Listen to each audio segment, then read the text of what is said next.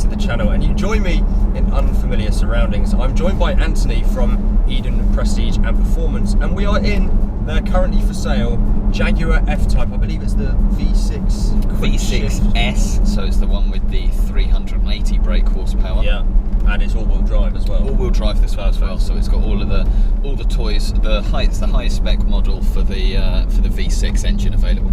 Excellent. And the reason I'm in this car today, as you can probably see from the title of the video, is I'm starting to explore potential options for a next car, perhaps in the new year.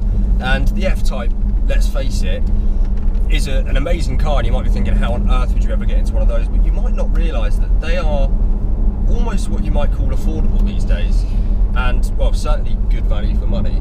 In the used market at the moment, they're definitely very attractive. You know, brand new, you're looking at 50, 60,000, and that's for the V6 model. Yeah. But in the used market, for ones that are 2 to 3 years old, sensible mileage, so keeping it under the 40,000 mark, you can be looking at mid 30s or early 30s, or even if you take out the all-wheel drive and you take out the S and go for the 340 brake, there's ones available for late 20s, which is crazy, isn't it, when you think about it? Well, my argument is, what else can you buy for less than 30 grand that looks and sounds like an F-Type? Yeah, and that is, I guess, sort of where this series that I've started now on my YouTube channel is what it's going to explore, because that is really the most I'd really ever be able to spend, with a bit of finance thrown in there as well. So there's a lot of cars around this price point which I personally like, and would like to look at in this series. But today it's the F-Type, and yeah, this one sounds pretty good, doesn't it? I mean, yeah, this particular model's got quite a lot of spec that enhances that. So obviously it's got the S, which is essentially the increased brake horsepower. It's the extra 40 brake horsepower, bringing it to 380. It's got the active switchable exhaust, which means that you can choose when you want the exhaust system to open up. Yeah. On any model, the F-Type itself has a fantastic exhaust system. I'm gonna have an opportunity in a minute. I'll pull out of this junction and give her a little bit of a whirl, and hopefully you viewers will get an idea on what she sounds like. Excellent. So bear with me a couple of seconds.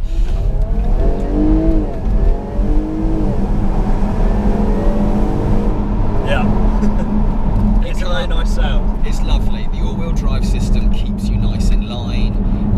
You're always sometimes a bit nervous with a rear-wheel drive car. You're gonna come out in the damp corner and have to try and catch the steering wheel, but it's as close as you're going to get to like plug in and play. You hold on to the steering wheel, foot goes to the floor, and the computers kind of do the rest. Yeah, and that is fantastic, because as I've already seen in the short drive we've done, you have been dumping the throttle on slightly greasy roads, and it's just held you. It is typical December weather at the moment. Yes, and absolutely. People are always a bit reluctant when it comes to buying sport cars as to what time of year they're happy to take them out. Yeah. But this is very much a 365 day of the year driving car. Absolutely. It's nice and comfortable.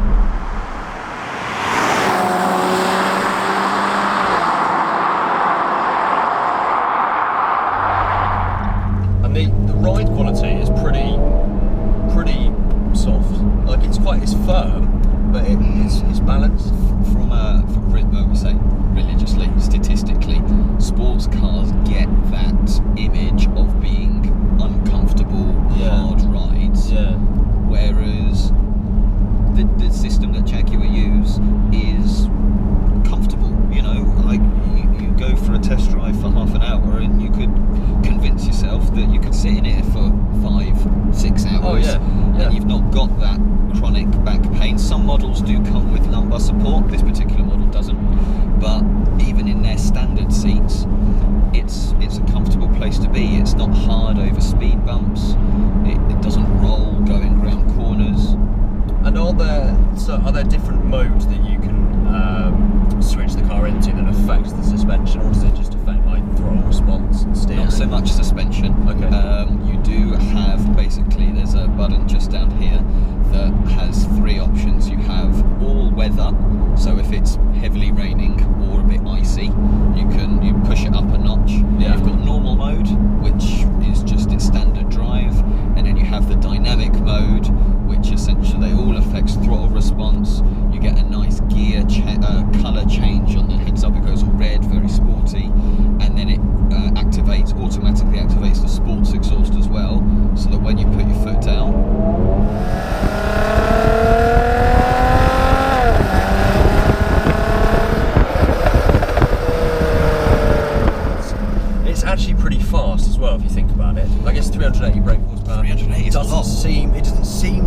much these days. Obviously, to me, it would be coming out of my current car.